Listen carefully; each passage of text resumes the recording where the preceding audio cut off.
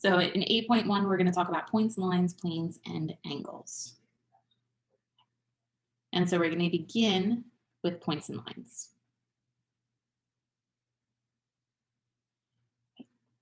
So this section is very terminology heavy. We're going to have a lot of different shapes, a lot of different pieces to it. So you might want to make some flashcards. Will likely be helpful for you. We're going to start with different types of lines. I'm going to give you a picture of what it looks like and then notationally what you're going to see when we talk about that particular shape. Okay. So the first one is just a typical line, and we're going to call it line AB. So what that means is you have 2 points, A and B, and you connect this line and it continues forever. So we use those arrows to say it keeps going each direction. So notationally, you're going to say A and B to indicate it connects those two, and you're literally going to put the shape on top of it. Okay. If I have a half line, AB, going to be similar. You still have A and B. Half line means I'm not going to include A, but I continue in B's direction forever. Okay. And again, notationally, you start at A, go to B, you have an open circle at A, you continue forever in B's direction. A ray is going to include that endpoint. So ray AB means you start at A, you go towards B, and you continue forever. Okay. So if you don't have an open circle, you typically don't have to include it. If I reorder this slightly and say ray BA, still writing A and B here, it just indicates you're going to go in the opposite direction. So this says start at B, go to A forever. Okay. And again, that order is going to be important. So it would be BA with the ray on top of it. Now we kind of get into segments instead. So this is going to be something that it doesn't continue on forever. It stops at those endpoints. So the first one is our line segment AB, which means you have A and B, and you just connect them with a line, but it does not continue forever. So again, when you can include those endpoints, you don't have to put them in your notation. If we talk about an open line segment,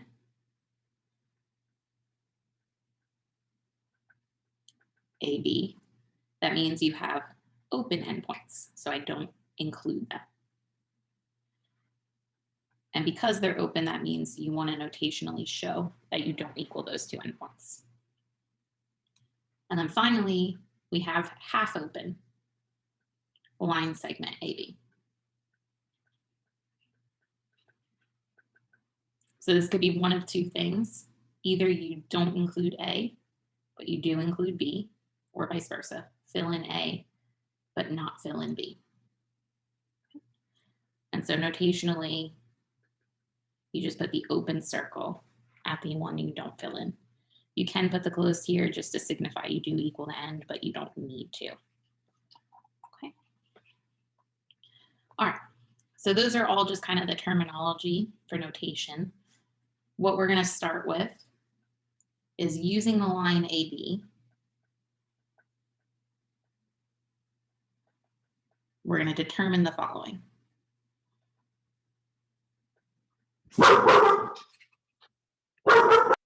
apologize for any barking in this video. I'll try to be proactive about muting when I notice someone's coming down our halls. So we've got a line, AD. So A, B, C, and D are on this line. And we're going to use that to determine a bunch of different things. First, we're going to see what is AB intersect CB. And so that notation still has exactly the same meaning as it did with sets. So I'm going to do this a couple different ways. Since I do have this nice iPad, I can draw right on it, which is fantastic. If we look at AB, that tells you you start at A and you go in B's direction forever. Then if I look at CB, I start at B and I go in A's direction forever. Their overlap then is right here in the middle. So ultimately, the intersection takes what's in common to those two. They both include A, they both include up to C, and they stop in between those. Now, that might be hard for you to see. So what I'm going to do instead is I'm going to go ahead and look at each of these segments and then look at their intersection. So I'm going to redraw this, give us ray AB, ray CB, and then I'm going to look at their intersection and see what that equals. So ray AB goes forever in this direction. Oh, just kidding. Wrong thing. Looking at a different thing. Ray AB starts at A and heads in B's direction forever. Ray CB starts at C, heads in B's direction forever. So it does not include point B. And I want to take what's in common to these two, which would just be between A and C. So we get line segment AC.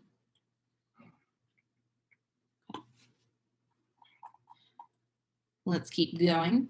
Let's try a second one of these.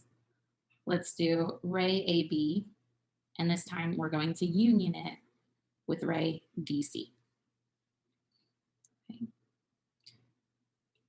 So I will do this both ways again. Union means I'm going to go ahead and join these two together. So AB would start at A and head in B's direction. DC starts at D, heads in C's direction forever. And when you join them, you really get the entire line, which continues forever. So you get the full line AD. Again, if you don't have a nice tool to be able to do that, that's perfectly okay. I'm going to go ahead and draw each of these and then draw their union at the bottom. So we'll draw AB, we'll draw DC, and then we'll join these two with that union.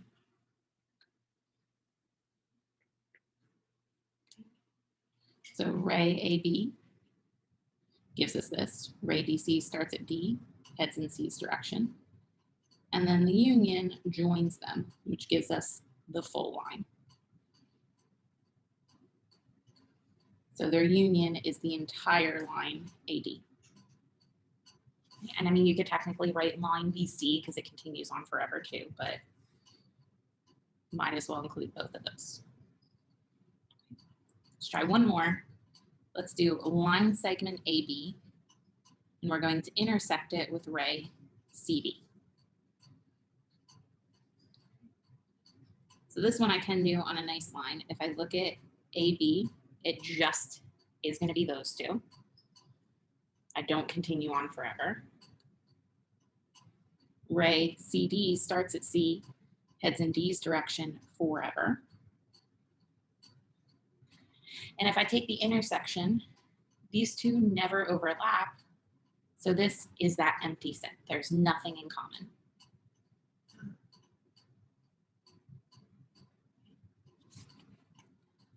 All right.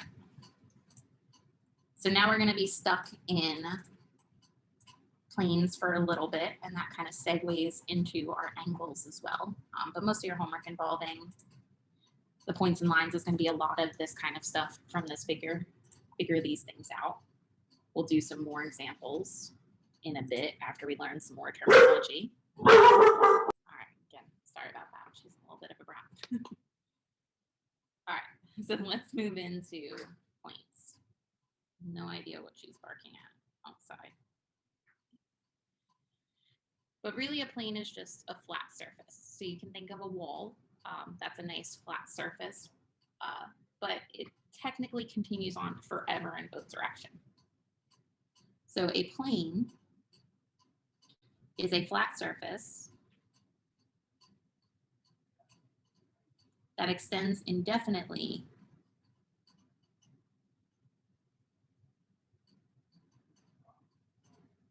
in both directions.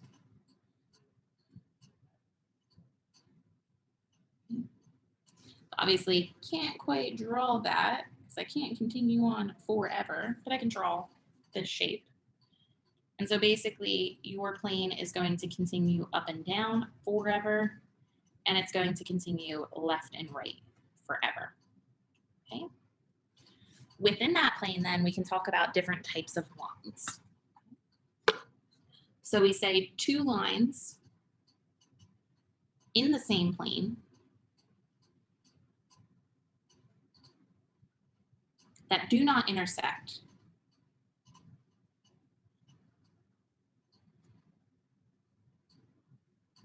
are called parallel lines.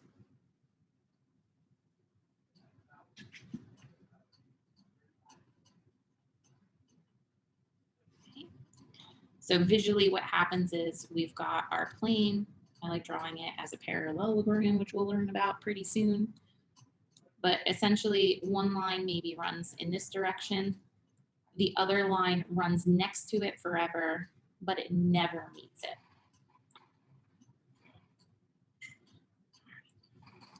Now, a line that divides, or sorry, just kidding, don't mean to add that word. So ultimately, that line continues on forever up and down. So a line divides a plane into two parts.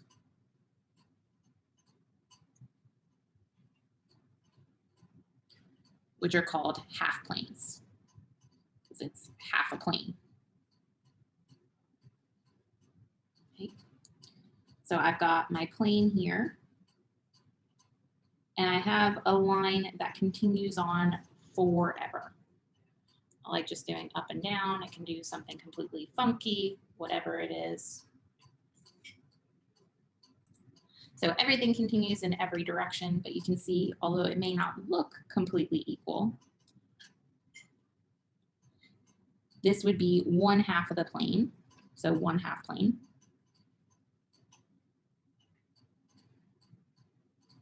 And then this would be our other half plane.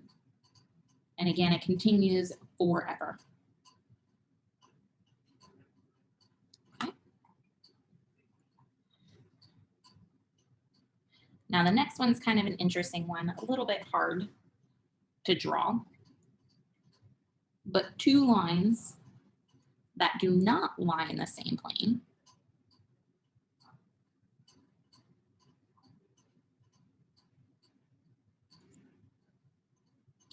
and do not intersect are called skew lines.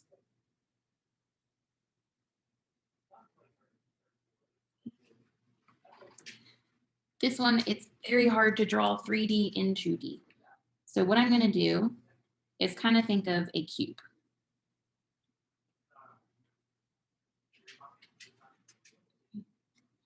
Or just a box.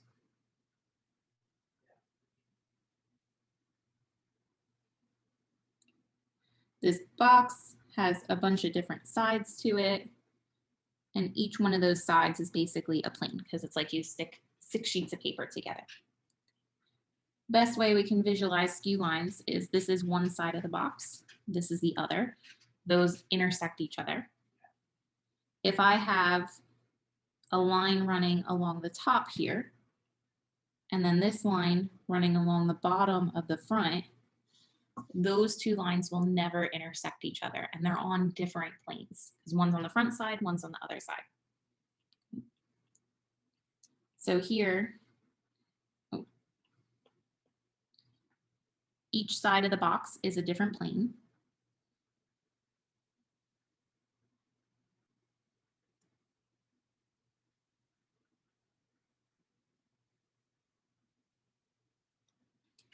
And these two lines are skew lines. So the green / pink lines are skew lines because they will never touch each other. So if you visualize having like a dice or shoebox in your hand, along one side, you have the line. Along the bottom of the box, you have a line going on forever, never intersects. But you can kind of notice, because each of these are different planes, if you look at where they intersect, it's really a line that continues on forever. So the intersection of two planes is a line. I'll do a different visual for you. Here is one plane, basically like a sheet of paper. Then let's take another sheet of paper, and those two will meet right at some line here. So let's go ahead and make that a dotted line and get rid of some of these.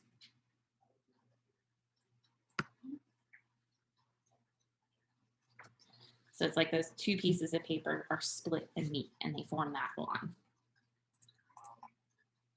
So like I said, a lot of this chapter is terminology, so we're going to spend a lot doing that.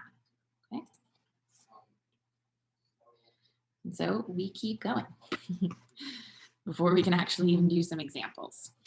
So we have one more definition, and then I promise we'll do more examples, which is our angle. So an angle, which is denoted with kind of like a V, but you put a little kind of semicircle in it. What this is the union of two rays.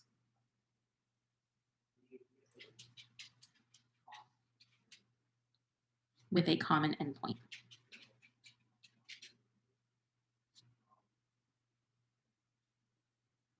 Okay. So basically here I have one ray. So that ray continues on forever. We'll call it ray BA. Then I have another ray that starts at B, but it heads in C's direction. So ray BA joined or unioned with ray BC forms this angle, which we can call ABC, or you can say it's angle CBA. But regardless, that common endpoint is the one that has to go in the middle.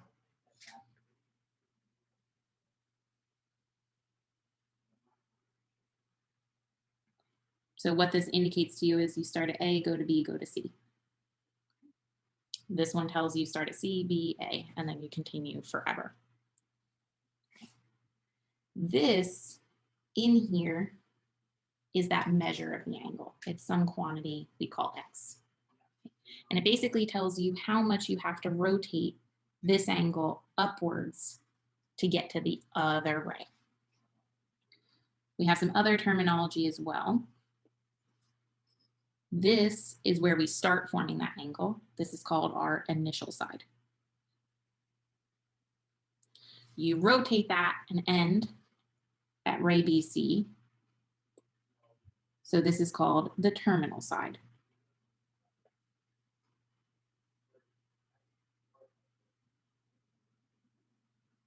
And this common endpoint is really called the vertex.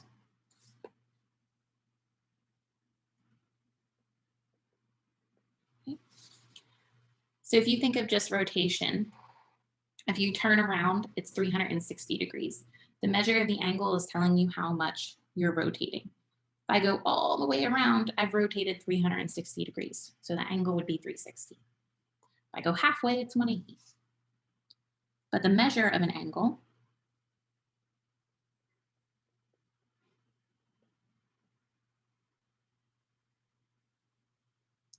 which is denoted by an M out front of the angle name, is the amount of rotation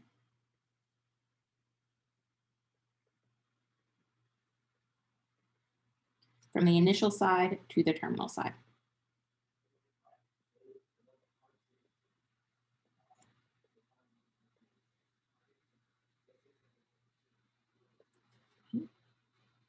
The measure of the angle will be in one of two things, well, three things.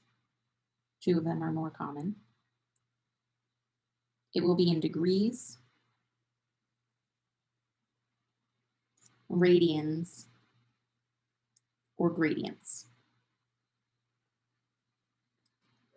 We are solely going to use degrees in this class. We do not worry about any of the others.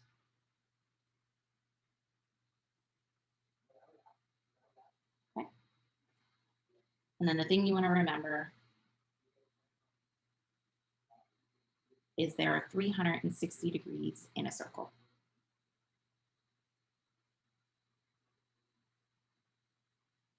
So that will give you kind of perspective on where your lines are.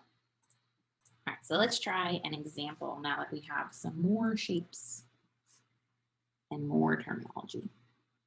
We're going to use the figure to determine the following.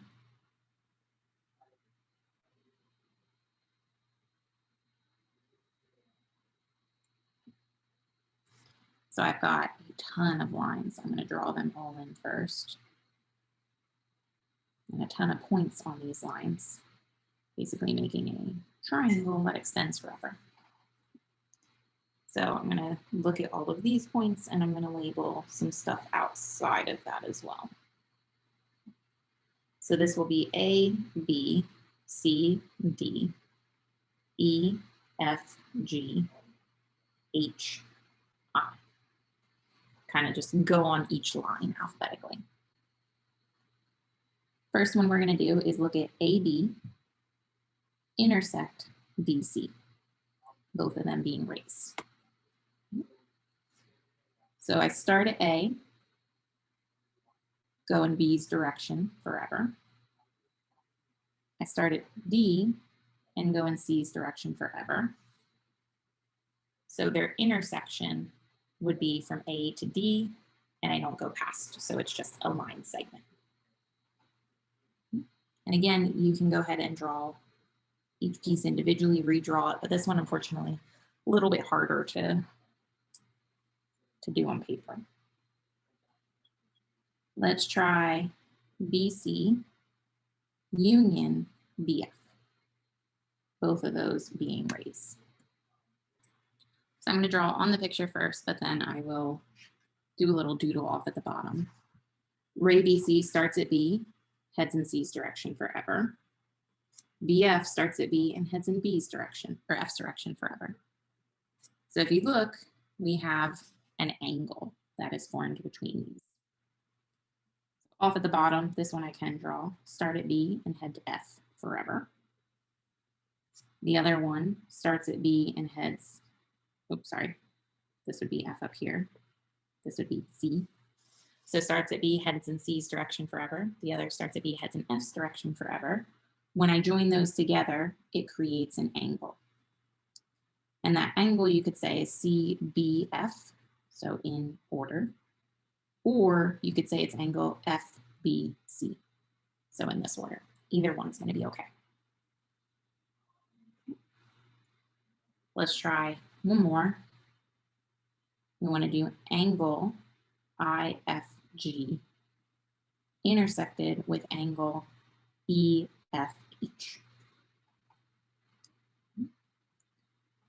So angle IFG is I to F to G. Angle EFH starts at E, goes to F, and goes to H. So for their intersection, I only want what's in common, which is solely going to be that point F. So really it is a single point F. I'll do a tiny little drawing to help us out too underneath it. So angle IFG was up here. Don't want that.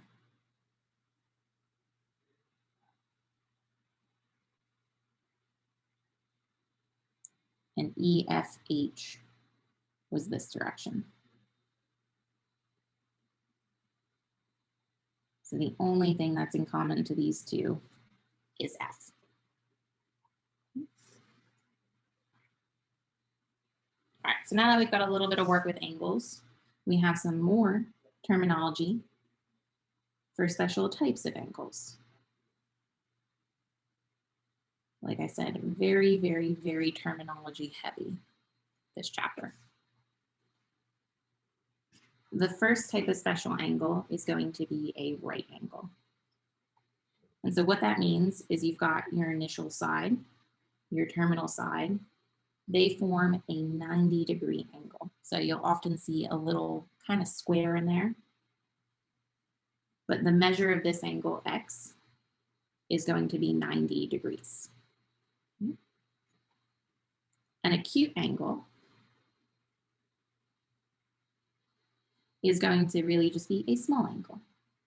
So you've got your initial side, it's going to be smaller than a right angle.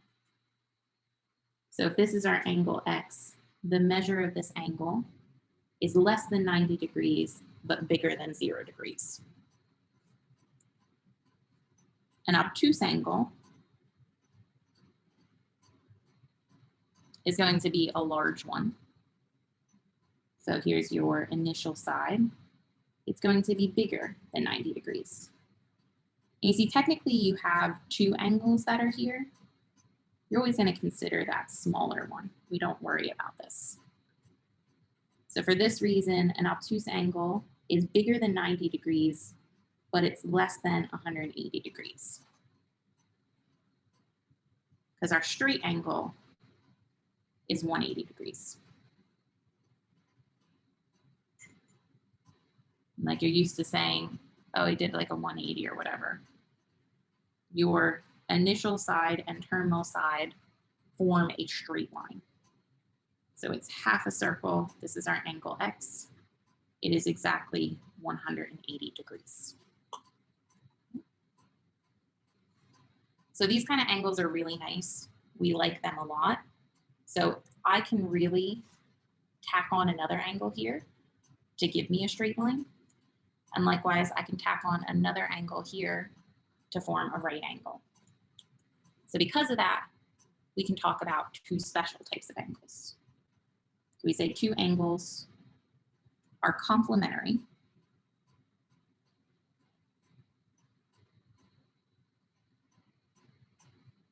if the sum of their measures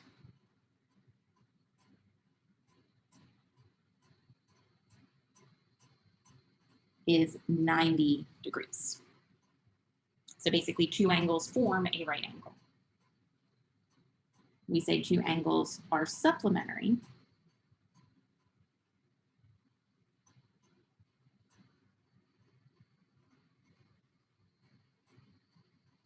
if the sum of their measures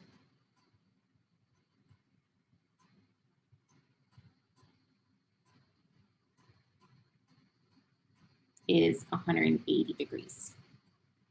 Okay. So let's try an example. We want to find the measure of angle CBD and the measure of angle CBE. So we've got a nice picture. We've got a straight angle here. We're told this angle is cut in half. Got another angle here. This is A, this is B, C, D, and E. We're told this is a right angle, so this is 90 degrees, which automatically forces this angle, ABD, to be 90 degrees. And from here to here, this measure is 31 degrees. So the first angle I want to find is CBD. And if I look, this has to form a right angle, so they're complementary. So angle ABC and angle CBD are complementary. So the measure of angle ABC plus the measure of angle CBD better equal 90 degrees.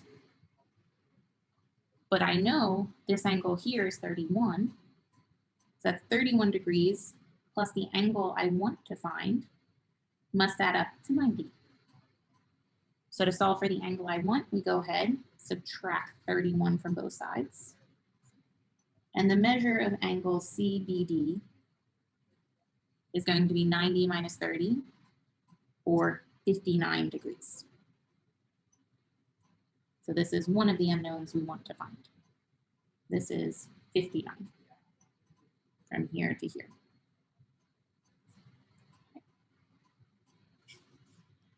Now, I also want to find CBE, which is this large angle, and that's going to be supplementary with this small one. So angle ABC and angle CBE are supplementary.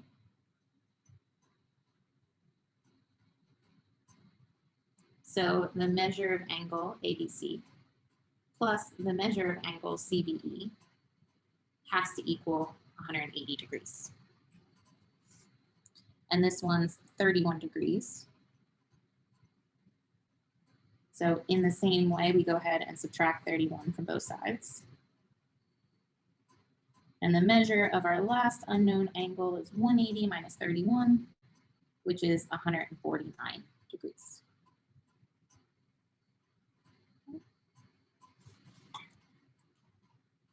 So we are almost done with this section. More terminology though. And this is probably going to be the closest to your high school geometry as we're going to get if you have to take that class. It's not my favorite class. It's probably my least favorite of my math classes. I think that was partially because of my teacher though. But really, we're just going to be concerned with the terminology again. Okay. So if I have two lines and they intersect in whatever way, we really see we kind of have four angles that are in here. 1, 2, 3, and 4. What we say are these two angles across from each other are vertical angles because they're vertically across. Same thing, angles 2 and 4 are called vertical angles, or vert angles for short. And they end up having the same measure. So 1 and 3 have the same measure. 2 and 4 have the same measure as well. So angles 1 and 3 are vertical angles.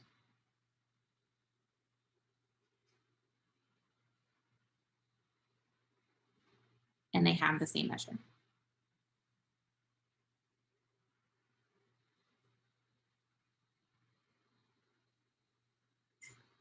Likewise, angles 2 and 4 are vertical angles too. So they also have the same measure. But why is that the case?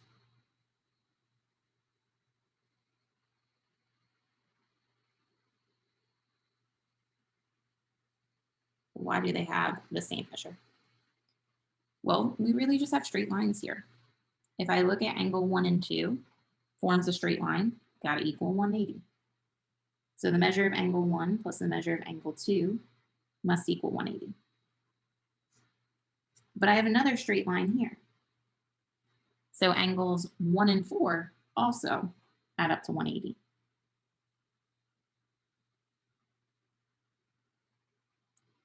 Well, if I take the measure of angle 1 and add this thing, I get 180.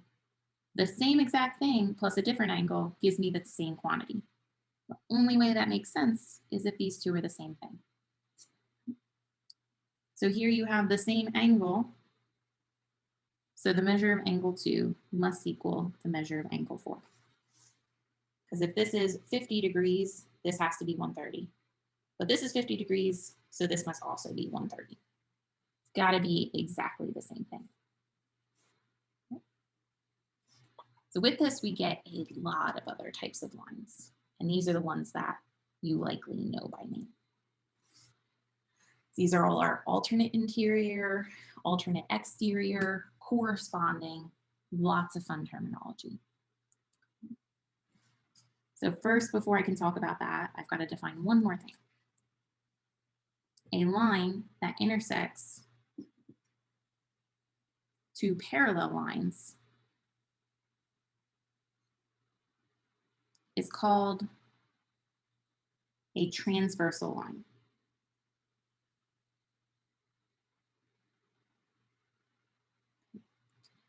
It creates a lot of equivalent angles.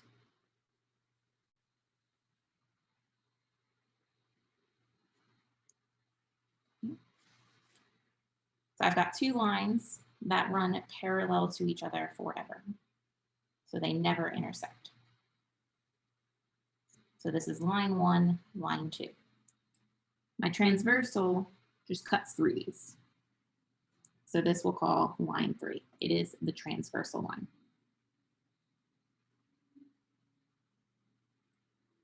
So you see, we really get a ton of lines or angles. 1, 2, 3, 4, 5, 6, 7, 8. The first type of lines we're going to talk about are alternate interior. So interior is on the inside of the two lines. Alternate means they're on alternate sides of the transversal. So this is alternate interior angles.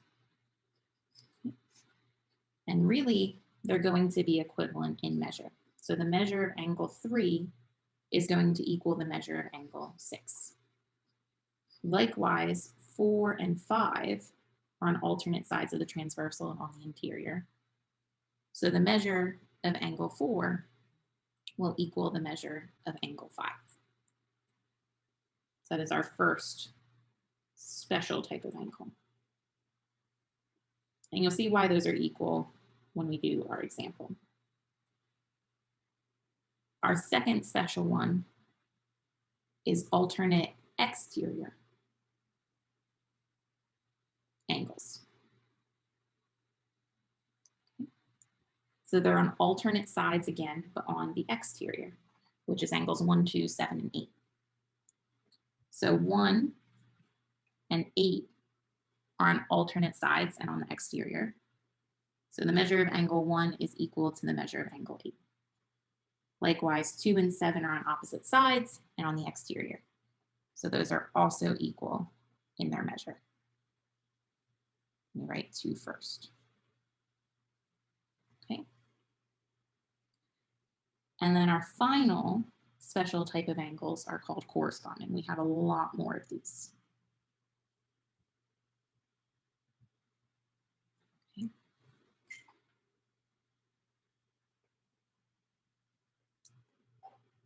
And this is going to basically come from the fact that because these lines are parallel, these are pretty much going to be copy and paste versions of each other. Okay. So 1 and 5 are in the same position. So the measure of angle 1 is going to equal the measure of angle 5.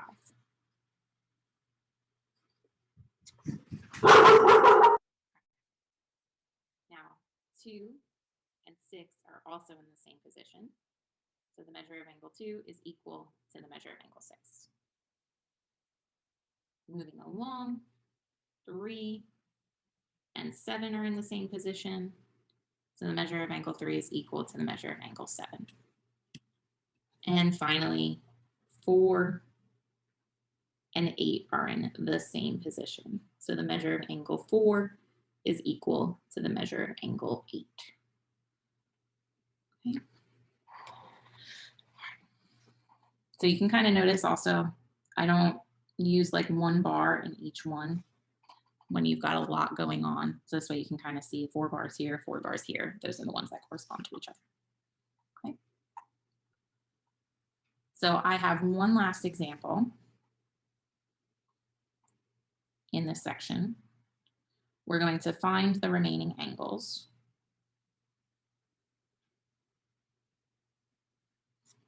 Given that L1 is parallel to L2.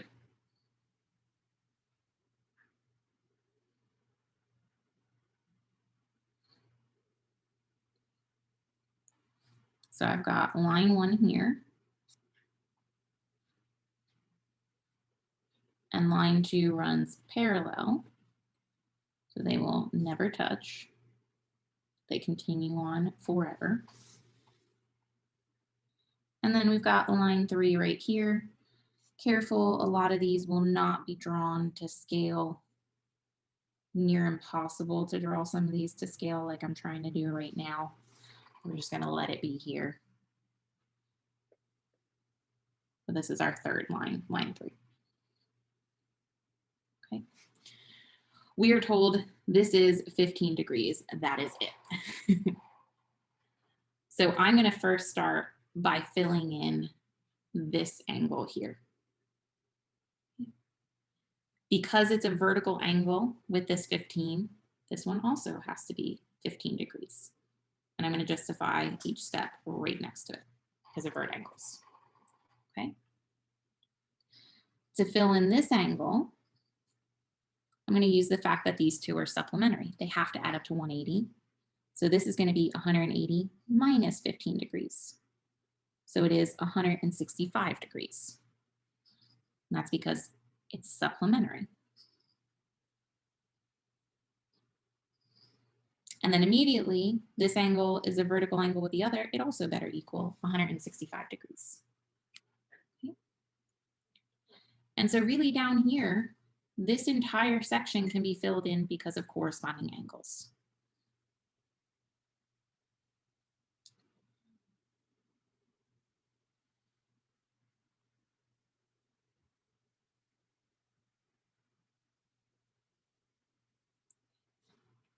So this also has to be 15 degrees, which forces this one to also be 165, and likewise here, 165.